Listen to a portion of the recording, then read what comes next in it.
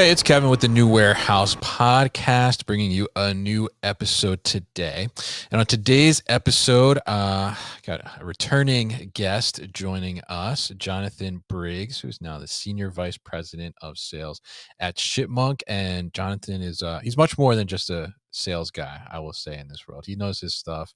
He knows ball, as we say out there, and he knows definitely what's going on within the fulfillment world, especially around technology too. Very, very ingrained in that. So very interested in getting him on, talking a little bit about ShipMonk, who we've never had on the show before, and learning about that, but also what he's seeing in the market. We're recording this just coming out of peak season, kind of at the tail end here. So seeing kind of his perspective on what's been happening there, and also what he's seeing around kind of automation and what's happening, what's the real deal, what's hype a little bit, and we'll get some insights from him on that too as well. So Jonathan, welcome back to the show. How are you?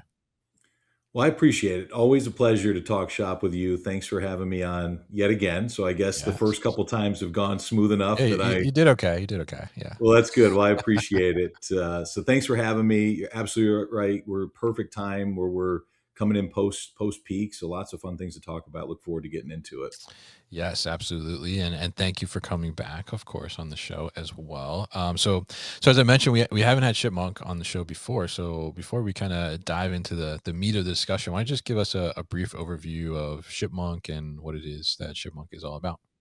Yeah, so I guess Chipmunk's kind of a longtime listener, first time caller. Is that what Mhm. we're saying here? So Potentially, yeah. yeah, no. So it's interesting. So Shipmunk has been doing this for about 11 years now, Mhm. and like I tell our teams internally, like we grew up and matured a ton. We forgot to tell the market about it, and Mhm. so who we were when we started this thing and what we're doing now is exponentially different.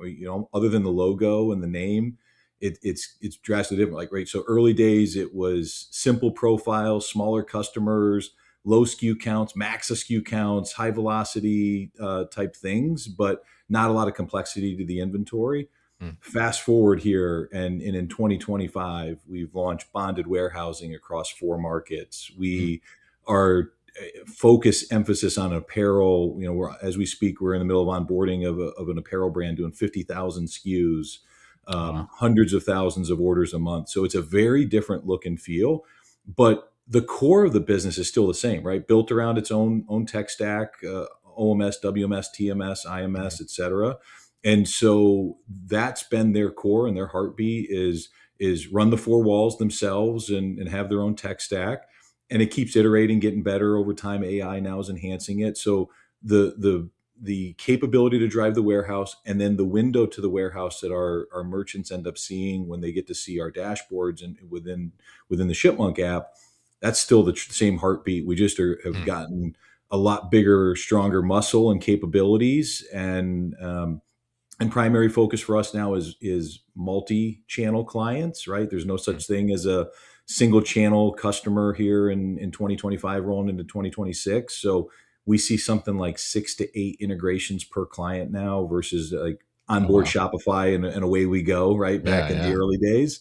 yeah. And so we're not just complexity within the customer, but it's also in their sales channels, it's in their packouts. We've gone heavy into individualization or personalization Mm. at the packout and at the item level. So things like embroidery, engraving. If you think about, if you were to go to stanley.com and purchase something, and Sure. we're going to etch that. You put your face and the New Warehouse podcast on a Stanley mug. My team's going to make that thing happen and do it. So different from what I said 10 years, 11 years ago when they started Mhm. this thing, now to really leaning into what brands want as they scale. Right, I want to be able to customize, personalize, and tailor a solution around them, but all still within a shared use environment. So high level, that's what ShipMonk looks like today, rounding out 25 heading into 2026. Very nice, and good to hear that, and kind of that history and evolution as well, and kind of the growing up, as you said, I think in there, Yep. and from I guess from a perspective of like size and operational network. I mean, how many buildings does ShipMonk have? So 12. I've got 12. Okay. 8 buildings across the U.S., nine buildings as coming on board, 6 Mm. markets roughly speaking, and then also operating globally in markets of Canada, UK, and Czech Republic. So it's starting to really scale and grow, and I'm bullish on the international locations. Right, you spent this year talking a lot about probably Sure. Yeah. complexities and tariffs and all the changes in the Did we talk landscape. about tariffs this year? I Yes. Oh, think yeah, of I course. think I heard it come up once or twice on this year, and so one of the things that I'm thinking about is cross border Mm, international is in growth decline because of all of that. Like it's not just a U.S. thing; it's globally where de minimis has sure. gone away, and so now people are starting to push to localize inventory and say, all right, I'll just take the duties and taxes on a wholesale basis, and so we're not going to see as many things hopping on a plane and going cross border anymore versus let's do bulk in, let's get a localized partner in those markets, and let's do localized fulfillment, localized returns, et cetera. So we're well positioned for that in having, markets that we've been in for now almost 4 or 5 years in the international landscape. And it's one tech stack, one integration. So very simple to take somebody out of the US and put them abroad. Mm. Yeah, yeah, interesting, and I think that's a great call out too because I've seen a lot of that too, and just discussion both on the podcast and just in general in the industry where a lot of people looking for how to solve for that now because that kind of the appeal of the obviously the elimination of de minimis and things like that is taken a lot of that away. So very interesting that you're seeing that too, and you're bullish on that. It's good to hear. So as we look now, I mean, when we're recording this right now, right, it's December 17th as we're recording this episode, and we're getting like right to the end here of essentially the holiday peak shipping season. I mean, we're about to hit those cutoffs for the last minute shoppers, which I am one of. So I'm gonna be doing some shopping tonight probably. But yeah, I think we're getting to the end of that. So what have you seen this peak season, and what is kind of going on? What are some of the trends you see either emerging or going away even? Yeah. Well, first of all, where did the year go? Like, how are we at December Yeah. 17th? Like, that's mind blowing to me that we're heading into holidays here. But you're absolutely right. Like, we're in the second peak now where we've got merchants that are chasing that domino of cutoff Mhm. time for standard and ground and then air, and so all the way through the 22nd, I've got shipping methods that can be ordered and be Mm. able to deliver in hands by Christmas. So you're safe. You can still get into Yeah, you're telling me I like got some Dr. time. I Swatch got and some get time. yourself Yeah. some soap. You're safe. You're good. So we do have that, but the real peak obviously was Yeah. BFCM, and we didn't know what to expect this year. Candidly, it was a very different year in terms of how sales cycles went, and we saw some merchants that were trading downward across parts of the year. We saw a lot of extra sales happen, like with a double dose of Prime Days this year, and now Prime can't just be Prime Days. You got to have a Target week and a Walmart week and all those Mhm. things. And Yeah. so, so we see, it's like, all right, if we saw spikes in September and we saw them in October and November, are the consumers still buying, BFCM? Is that gone? So we saw it elongate. We really started hitting stride mid-November for the direct-to-consumer side. Mm. Sales coming earlier, a little bit more often, trying to spread that out, and then we still hit forecast. We had a strong forecast, plus almost 25% year over year. We came in a couple points actually above it in what we expected. Any Nice. given day, it was pretty on, but if we missed it one day, we made up for it the next day. It was like a product didn't drop yet, or a sale was Mm. delayed, or whatever the case may be. But within the weeks, for sure, and the team really worked hard and got us fully cleaned up, midweek of Cyber Monday week, and so felt like we did solid by our merchants and what they come to us to do, and that's be able to deliver and when they're at their peak. And so our teams actually deployed. I took my team across the network. One of the things that's interesting, or I shouldn't say interesting, but we run a 7-day a week network year round, Okay. where normally, right, like we just see people add Saturday, Sunday for the last 4 to 6 weeks of the Yeah. year, and Yeah. that's how you push volume. We're already elongated in that way, and so we add second shifts across those, and we start adding 100 to as high as 300 headcount in any given building. But we keep the management team the same, so we take corporate staff, and we spread them and insert them around the network, and have folks like me go out and insert ourselves as ad hoc leadership for the building. And Okay. so I took my team down mostly to our Texas facility for about a week and a half, and we touched ground on Saturday following Black Friday, and stayed through the following weekend just to make sure we did it. So, like for example, I ran pack out stations, and Okay. some new hire trainings on Mhm. pack out, and things of that nature. And so and it's a good way for us and my teams to really see, how does the systems work, support our counterparts on the operations side, and also get really first, face to face with our end merchants, and say, Mm. oh wow, like this is what this brand is that we sold in January. This is what it looks like at the pack station, and get really hands on intimate. So a lot of blood, sweat, and tears over the last couple of weeks, but ultimately our teams delivered when they needed to deliver, and we're really excited about the outcomes. Yeah, that's fantastic, and, yeah, we love to hear a sales guy getting their hands dirty. I mean, that's pretty good. I like that. I think that's good for, like you said, seeing, like, actually what is happening, like, okay, we sold this brand, and now, like, what does it actually look like going out the door, right? It is good because, one, we know our systems intimately, and Yeah. then I have my team give a breakdown of things that sometimes it's good to come in with fresh eyes and not be an operator, Mhm. and be like, why do we do this when I go to scan to pack, or when I scan to pick, or why are we printing out a pack slip in 2025? I think we're beyond that. Should Mhm. we go back to that merchant and ask, do they really want that? Do they need that? So it does help us, and we get a lot of feedback from it, because we get fresh eyes on an operation and a market, et cetera. And so we spend a day, and we say, all right, write down everything that you saw, and let's bubble it up, and make sure we do it. So it's good from that perspective. You mentioned before, like, I'm so much more than a sales guy in this industry. Yeah. I grew up as an operator, so my first seven Sure. years in this industry. I don't like people to know that, because you do get sucked back into the. So unfortunately, I had to do more work than I like to do for the last couple of weeks, and you should ask Kevin Sides. He now knows he's got an operator as a sales leader, but it is good, right? And I even learned things. I'm like, oh, I'm wondering, why would we price it this way? I'll Mhm. change some of my commercial strategies after some of the things that I saw through this year. So overall, it's perfect for our business. It's a great way for us to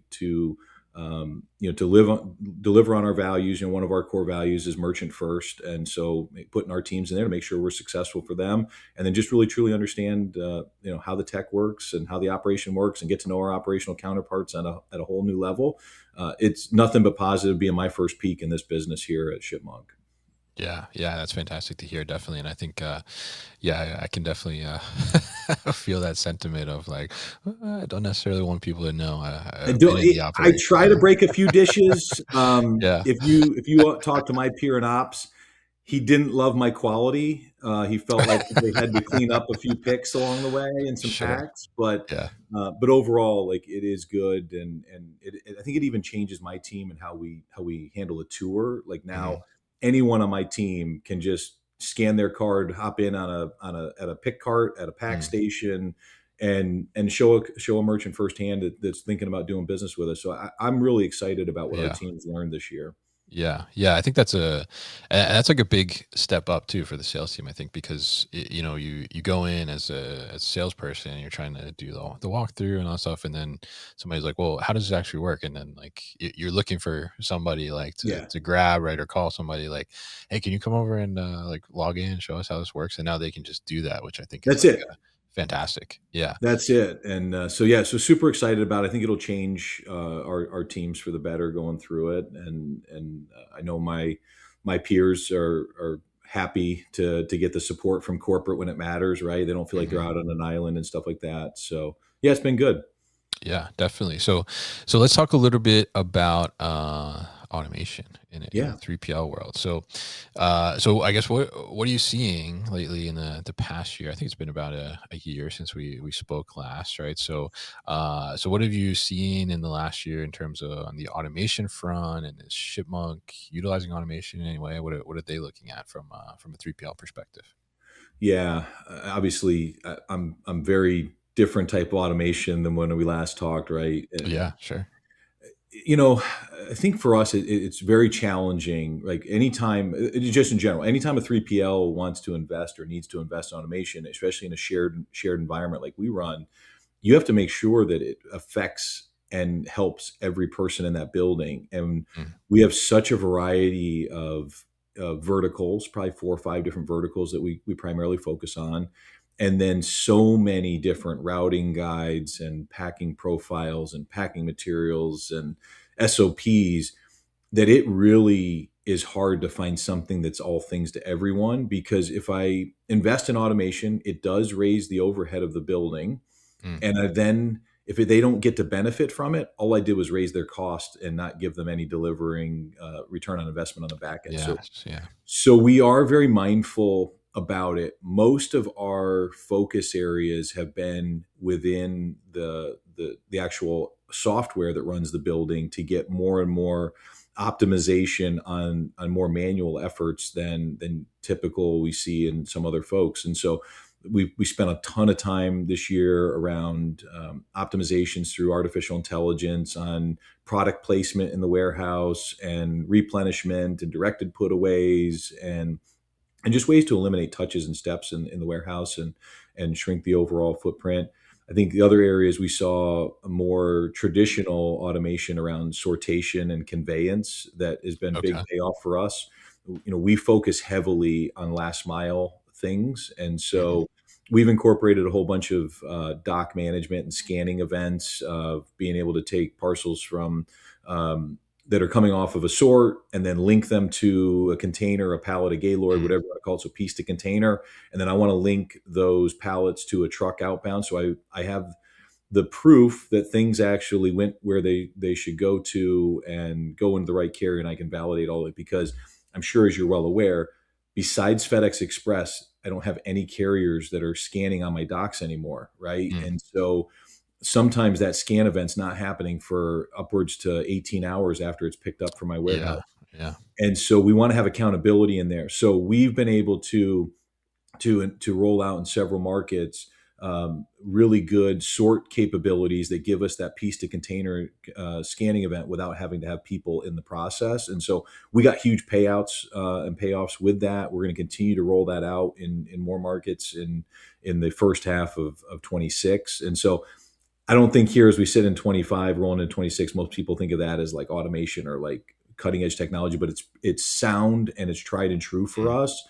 And so it's just a matter of going from a few markets to get it across the all 6 markets and the 8 or 9 facilities that we talked about in the US and be able to do it. So that's been our big focus is the software. Sure. And then that sortation piece is where we're seeing the biggest bang for our buck right now. Yeah, yeah, and you had a great point in there about, from like a 3PL perspective, right? You have multiple different clients, right? Multiple different product types in some scenarios too. And if you're gonna invest in something, right, it's gotta work for everybody. You don't want to just raise the cost and then not, have any kind of efficiency gain or benefit or ROI there. So I mean, if you look kind of across the landscape of automation and robotics, I mean, what are you seeing that's kind of actually, real and like delivering real ROI? And what do you think is kind of maybe just kind of hype and not necessarily there yet, or maybe you think never will be there? What do you think from that perspective? Well, I've lived this very Sure. Yeah. very tip of the spear in this sector, and the reality is, I think if you point some of your listeners' eyes to just what played out in a matter of weeks with Kroger and Ocado, I think is Yeah. they're willing to write a $350 million check to get rid of an asset that was supposed to go across 10 facilities. They've Mm, already spent billions to make this happen in an automated storage and retrieval system that was going to revolutionize their Kroger.com business. mm. And multiple years into it, billions of dollars later, they write a $350 million penalty and say, I'm out, we're Yeah. done. And so I think that's the most telling because, as you know, I was the most bullish on automated storage and retrieval because Sure. it not only optimized pick paths and picking, it also optimized the building for vertical heights. And so Mm, the issue that happens is it is so like it has to be so specific of a profile You cannot have a variety of SKU types. You cannot have a variety of sizing. If you have a long Pareto curve in terms of SKU proliferation, and you have to dig into, off the top stacks down to the bottom stacks, as an example, in a stack storage, very, very challenging. And so they make more sense if, like, I'm a brand that's running Mm, their own warehouse, and I have a very, like, specific, like, SKU size, shape, whatever, and I'm just going to rinse and repeat all day, every day, predictable volumes. mm, If not, you're bolting down something that is high capex to put it down, with an ongoing opex of the AI and the platform that drives all of that, and the warehouse execution, that it's hard to really get the payback. And that's what we saw happen in the case of Kroger, as the probably the largest example of that.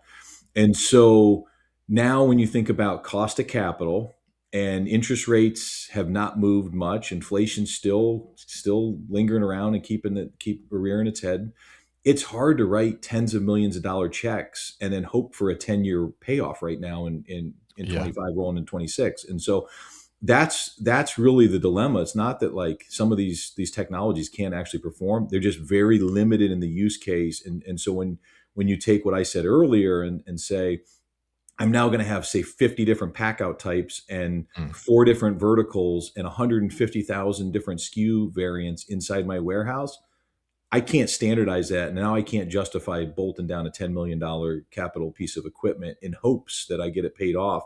Because the other thing that we as operators in the 3PL space face is we have short contracts compared to the life cycle of what that machine should go. yeah. And if I buy it for one, and let's say I have a 3-year contract with them, but I'm looking at a 7-year ROI, well, I can't go Yeah. down Yeah. that path very easily. So that's what's really standing in the way of some of the things that I think are tried and true, like an ASRS. Yeah, I think that's probably the biggest thing, and everything else is material handling equipment from my perspective. If you look at an Mm, AMR bot, that can be replaced with conveyance, that can be replaced with cart pick, with optimization. And so look at what's going on in the AMR landscape, right? We saw Fetch Robotics is now going to be wound down, coming out of Zebra, yeah. right? They put Yep. that big investment. We saw last year where Ocado bought from Shopify 6 Rivers for 12 Yeah. million on a $475 million acquisition back in COVID. Yeah. Not a bad A- buy. AMR is starting to look like single standalone. Locus is front running in Mhm, that space, but even I run Locus in my warehouses, and the ones I run it into, I see 3x the amount of picks per hour from manual picking than I do mm, from a Locus environment. So we've wound that down because they've had to increase their prices, and rightfully so. They got to they have a lot of series rounds, and they've got a lot of yeah. money sitting into it. At some point in time, they have to pay back those investors. And so now, when you start charging what the actual cost is of those things, they Mm, don't start to make a lot of sense against what labor still is in the marketplace. And so things that seemed the most logical as we roll into 26 now are not. And mm, then if you think about, all right, what are the things that we get excited about when we're in our videos? And it's the humanoids. Like, yeah. that is the most fictitious thing that is happening. And we don't need a robot to look like a person, right? Like, the Yeah. human Yeah. body is a special design, and to replicate that with a machine, as we're seeing, is really hard to do, especially when things are very dynamic and fast paced and changing. And so we're seeing lots of big bets from an investor landscape and VC Sure. world really going there. But the reality of that is, we're a long way, if ever, where the humanoid robot makes a lot of sense in something so variable as a distribution center for e-commerce, or Mm, a parcel sortation of parcels, like in a UPS or a FedEx and stuff like that. So I think that's the one that's like, I, like, it's fun to watch. Don't get me wrong. Like, it's yeah. cool to see XYZ different brand that's doing it do their thing. But here's what those videos are. I don't know what's real anymore in terms of, like, I I'm a Yeah. believer we need the AI stamp, right? Like, Sure. because I don't know what's real and not real when I look at a video anymore. And you look at some of those, like the gaits of a robot in some of the videos, it's like, it looks like there's a person in a suit in some of these things, right? So as cool as it is, and I love seeing the feeds. Like, I love innovation, but at the same time, you can't just bolt down tens of millions of dollars of capex and hope Yeah. it works. That's not a thing anymore. Yeah, absolutely. So, and I think, very interesting perspectives there, and very interesting to hear some of that stuff. And it's pretty interesting your point there around, the investment money that's flowed in there, and now some of these solutions are like we gotta pay our investors, so we're increasing prices, but then that's like challenging the ROI in a sense, Yeah. which is a difficult challenge to have. So, I mean, are there any solutions out there that are kind of like have your attention as something that's like, like this is potentially viable for us? I I don't know. I mean, we're still like we tinker. Like, don't get me wrong. I Hmm. make it sound like we Sure. don't mess anything. And if you talk to my CEO, he talks about this boneyard of tried and failed things that are out there. So Yeah. we do a lot and we try it, but we do it um, less likely in a proof of concept and more of like tried and true. And so I think our most likely, and I don't know if people necessarily think about this as automation or not, but like Mhm. things like pack out optimization, so an auto bag or a box, like Sure. that's Okay. bigger impact than I think people give credit to. And that's very tried and true. Like that stuff's been around a long time. And and if I can have something convey into a bag and self seal and self label versus me having to stop, open the bag, put an item in, peel the strip off, Hmm. fold it over, print a sticker, put it on. Think about like that's 10-15 seconds of labor every time. And when you Yeah. think about any one of my warehouses doing 50, 100,000 plus orders in a day, that starts to like 10 seconds adds up real fast, right? So Mhm. so I think we'll see more in packaging optimization Yeah. in the not too distant future, more so than like a robotics play of goods to person or persons to goods or any of those types of solutions, just because the packaging automation can support a wide variety much easier than some of those robotic solutions can.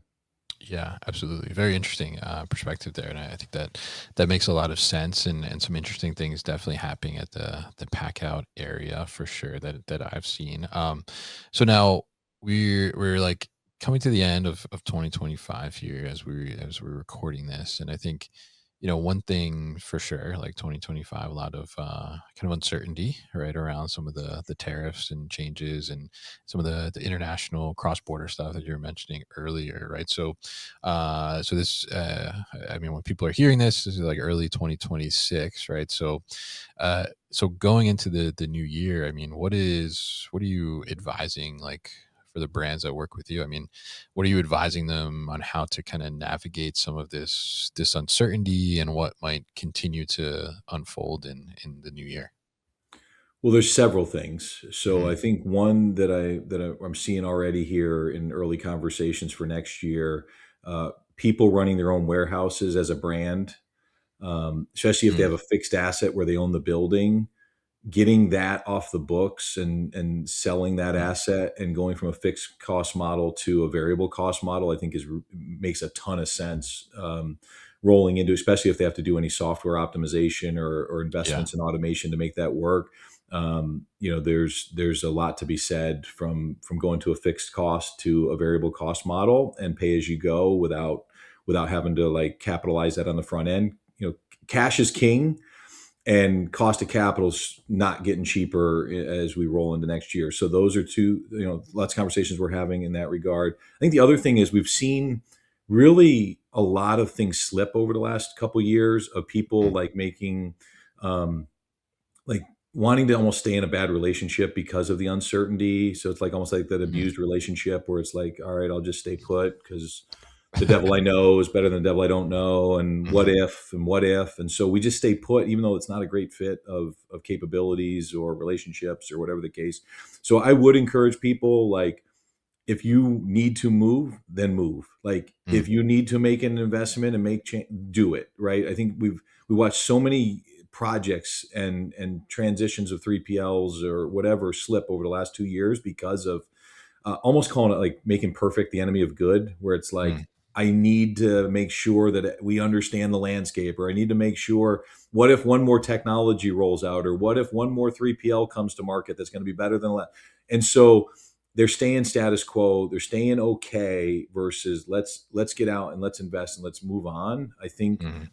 I do think some of the uncertainty of tariff changes, I think we're seeing that slow down quite a bit. Not to say there won't be more of it, but Yeah. it does feel like embrace where it's at now and figure out how to solve for it. And then if it softens, and okay, like, all right, we'll just make your new normal the new normal. And Mm, so I think that's one. I think if there's anybody that's still left in selling into the U.S. specifically mhm. from whether it be Mexico, Canada, or any other foreign country, de minimis is gone. Yeah. It's not coming back. You should localize and get your product in the US as fast as you can, and ideally into multiple markets as fast as you can in the US, and start optimizing for customer experience. Last mile logistics will, with the speed and the cost savings, will drastically help. So I think people that tried to see if Mexico would become viable again, like, Mm, it's not. You need to get out of there and need to get out of there fast. And so I think those are the handful of things where we're having the conversations, and where it's like, make the move, get back in the U.S. yeah. If you need to make a 3PL change, make it early, get it settled in for next peak. Like, those types of things, I think are really critical. And then, like I said on the front end, is let's go ahead, and if I'm running my own building today, let's get out from that. Let's Mm, outsource to experts. Let's take advantage of their tech. Let's take advantage of their last mile deliveries and scale, and let's sell our asset off if we own the building. mm. Yeah, yeah, great advice there, definitely. And you mentioned, like looking for a new 3PL, right, or transitioning to a new 3PL, and you talked about, maybe staying with the 3PL too long, even though it's a bad relationship because you're just uncertain about things. I mean, I'm curious, like, because you're from the sales perspective now, right? So I mean, you're talking to brands all the time. I imagine your team is, right, and what are you seeing in, I guess, the last year now, or most recently? I mean, what are you seeing are some of like the top drivers or reasons that brands are looking to break up with their old 3PL and get out of that abusive relationship, as you said? Yeah, it's a couple things primarily that I'm seeing. One is visibility. Hmm. So being able to see everything from receiving through outbound, really all the way through last mile delivery. So Okay. dashboarding, reporting, um, that's a big conversation, especially folks that have maybe legacy systems or haven't invested in a portal experience or don't own their tech or whatever the case may be. So visibility, one. Um, Controlling last mile delivery cost is problematic. And this year people got really exposed in the landscape because the postal change that happened with Mm, USPS getting really changing how workshare went to market. And it wasn't too bad in past years, like, 3PL could have like a DHL e-commerce and a USPS and two or three, and do a rate shop and be okay, and be in line with the market. But this year, folks that were too heavy in that space saw double digit plus rate increases, mm, and no way to offset it or figure out where to go. And so a lot of people took on way heavier of a general rate increase rolling into 25 than they should have. And so transportation cost, and really cost controls year over year, I think is a big topic that we talk a lot about. And I think we've got a really strong proposition. My peer Devin Knight is mm. about as good as it gets in the space. And I've been, as you know, I've been a transportation guy long before I was a fulfillment guy. And so Yeah. Devin's solid. What he built with virtual carrier networks, and rate shop is like a table stakes type of a thing. Hmm.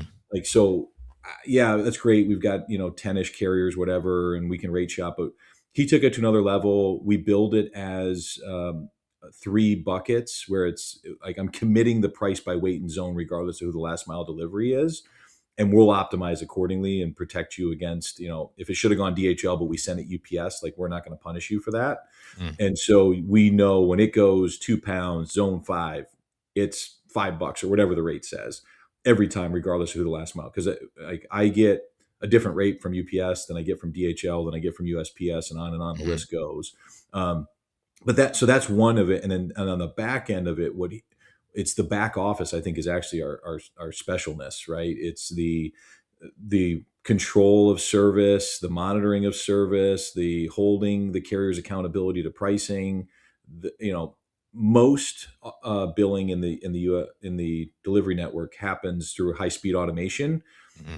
it's upwards of 30% error rate across most of the carriers. And so if you don't have somebody that can look at and identify what the rate should have been versus what you're getting billed, like you probably have a 30% impact right off the bat. So our Mm, team's doing that. There's the optimization. We make tweaks on a week to week basis at a 3-digit zip code level if we see performance issues. I think a great story for that team in our Louisville market. I may be off a day or two. I made a post on mm. this recently. So if my what I say verbally is different than what I posted, is not intent to deceive. But let's call it 11/26. An event started happening Louisville market. USPS got backlogged and couldn't scan origin parcels. Oh, okay. The claim was obviously UPS had the Worldport crash. UPS Hmm. is now Fly's postal product, right? Mm. That came on in 25. So the claim was it had an impact of that crash with UPS trickled into USPS's network. And so we saw gaylords upon gaylords not getting processed. My team monitors this on a day-to-day basis. Mm. And so 2 days later, they said this isn't getting better. We turned them off and we routed all of that volume outside of USPS without changing our price to that rate card I was talking about. So we ate Mm. the cost. December 10th, USPS puts an alert out. By the way, we're having an issue identified in Louisville, Kentucky. Mm. 12 days go by before they alert the markets, and my team made a switch in 2 days. Oh, wow. That's what we talk about, is that power of the back office of that virtual carry network, when we can identify something almost in real time of 48 hours and make a switch that solves that problem. And that's just one example of many where Mm. we diverted volume, or we ran line hauls because origin markets got saturated, so we skipped the origin pickup and do direct line, all little things like that, because the team's monitoring all those things. So anyway, all that sidetrack was about carrier management. Carrier costs is a big topic of conversation. And I think lastly, it's around the tariff stuff, right? Like we talked about Hmm. early, like we launched bonded warehousing. So people are looking for like a different way. Like maybe I can leverage bonded or FTZs and Yeah. diversify cash flow and stuff like that. So those are the big ones. And then there's some other things, like it's more of like at a provider by provider, case by case basis. But we do get into conversations about inventory accuracy, order accuracy. Those are still problematic for people that don't have good quality systems or good WMSs in place. Sure. And so those are things we get into some conversations about from time to time. And then after that, it's like nickel and dimey about, like, I want more cross border capabilities, or I Mm. want a better merchant success partnership, or I want some of this more collaborative, or little things. But those first 3 to 4 are like 80% of the time feels like that's why they're reaching out to talk to somebody like us. Mm. Yeah, interesting to hear some of those things, and that the USPS situation, I mean, is really interesting too, because I mean, certainly like what an advantage like your brands had, that you Oh had yeah. visibility and were able to pick up on that and make that kind of pivot and switch there. So really great to hear that example. And I want to ask you a little bit too about like brands scaling, right, and how their 3PL kind of plays a part in that, because you mentioned like Dr. Squatch, for example, earlier, right? And you guys do fulfillment for them, is my understanding, right? Is that correct? Oh Yeah. yeah. Oh yeah. Yeah, yeah. Great partnership. Yeah. Yeah. So, and obviously, big news for them this year, right? That they got acquired by Unilever, right?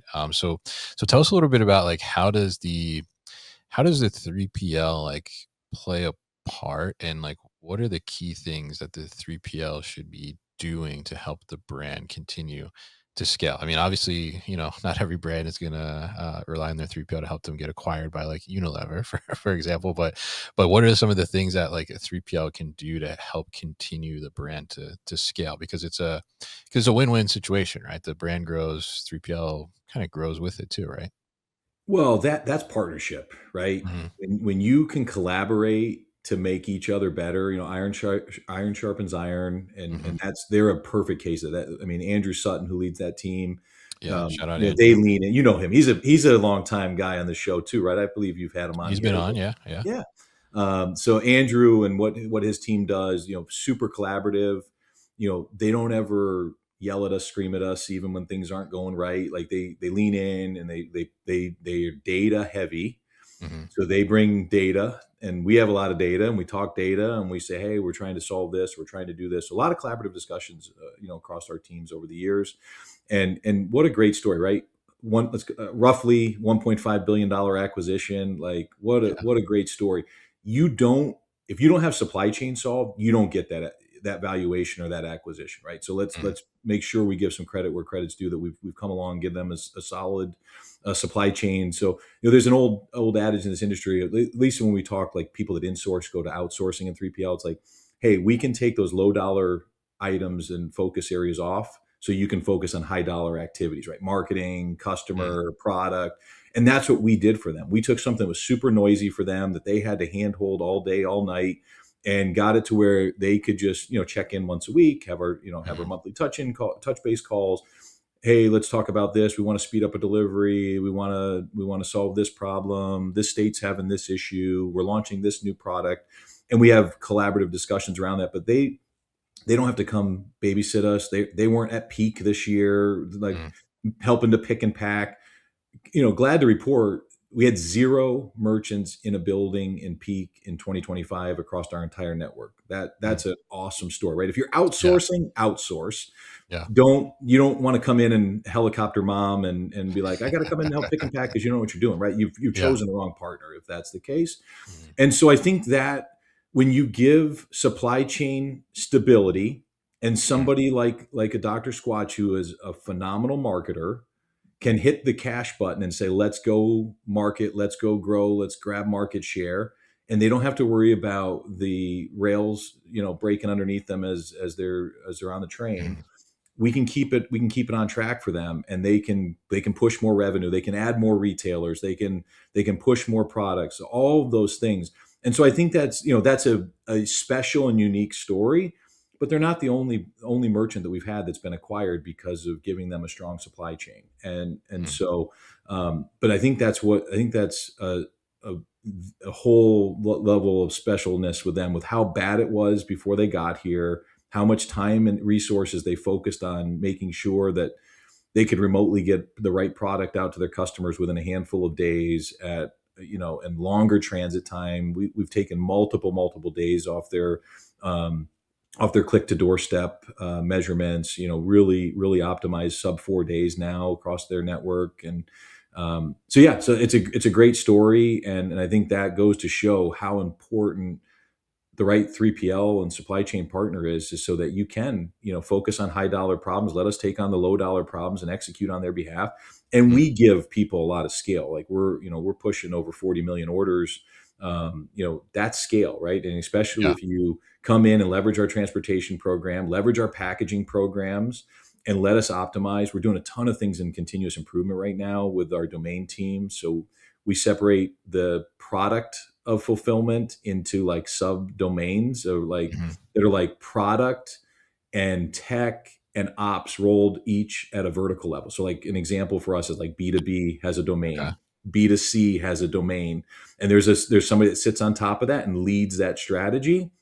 They have a handful of resources on the tech side allocated to them. They have a project manager. They have voice of merchant coming across my teams, to be able to speak on behalf of our customers of what's needed in those things. And so there's roughly 10 domains across the business. That's where the investment happens. So Mhm. we've rolled out a ton of products this year. Things like carrier overcharge protection is one of the things we're the most proud of, where because we know what each item is in terms of size and weight, we have a pack out algorithm. We know which box or bag or packaging type that should go in to be the most optimal. If we make a mistake and we don't pack it in the right packaging, we know we didn't package it in the right package, and that impacts transportation. We'll credit the delta of taking a big box when we should have used a small box, and credit that back to the customer. And then secondly, we know we're giving them, we know we take a picture of a package at the time of pack out. We take a picture of the items, what's the final packaging, what's the shipping labels, all captured in real time when we do those. So we know the dims and the weights, and we're now holding carriers accountable and saying we're not taking that dim weight adjustment. We're not taking this because here is it left in our 9 by 6 by 3, and you said it was a 20 by 20 by 20 by Mhm. 20 or how many, I don't know how many dimensions I said there, but it's a much bigger box than what, and I'm not taking Yeah. that 2 pound billable to 10 pounds. We're not doing that. Right. And so we push back hard, and that's, so all of that falls under that carrier overcharge protection as an example. Mm. We did a box optimization product that we rolled out where we can find the most optimized set of boxes. Like somebody, like one brand we have is like 22 boxes in their set. That's hard to optimize. It's That's a hard to lot. manage Yeah. that. Yeah. So we ran studies and say, how do we get that down to under 10? Mhm. And then so we're helping them save money on procurement of boxes. We're helping them optimize for shipping. And so we'll run all of those programs for people. Just a few of probably 15 examples that those domain teams rolled out this year. And there's a whole, roadmap for 26 and beyond. We'll continue to iterate. So that's all that continuous improvement stuff. Voice of merchant rolls into there. And so that's what you asked on the front is like scalability is, Yeah. it's not your brand. It's our 1,000 other merchants that are all communicating to us in real time. And we have mechanisms to capture that. And we find all of a sudden we realize that 50 merchants need and want the same thing. Well, Mm. let's prioritize that one thing, whether that's optimizing something in WMS or optimizing something in last mile delivery or whatever the case may be. So we're capturing very, very quickly, and pushing that up, through conversations with merchants, whether that's via email, whether that's through our business review process, whatever that funnels back in through the tech stack. So we can put it back in to drive continuous improvement, things like that. Mm. So that's some of the big things that we see. Yeah, absolutely, and very interesting there. And I think it's interesting to see kind of, and how that partnership starts to develop as you put it, right? Like that's a true partnership in building that. And I think really great call out there about, if you feel like you have to be in the fulfillment center, or the warehouse, like when all that stuff is going on and peak, and because you don't necessarily trust they're doing the right thing, that's probably not a good sign, right? It's not necessarily like a badge of honor to be in there watching that. It's just kind of like you should be focused on growing, like you said, like Yeah. press that button and pump sales, pump marketing, and do that, and let the experts do their thing. So very interesting to talk to you here today, Jonathan, and always appreciate your insights on the show, and especially diving into a little bit of behind the scenes of ShipMonk today with you, and kind of some of your takes on the industry as a whole as well. So really appreciate you coming on. If people are interested in learning more about ShipMonk or getting in touch with you, what's the best way to do that?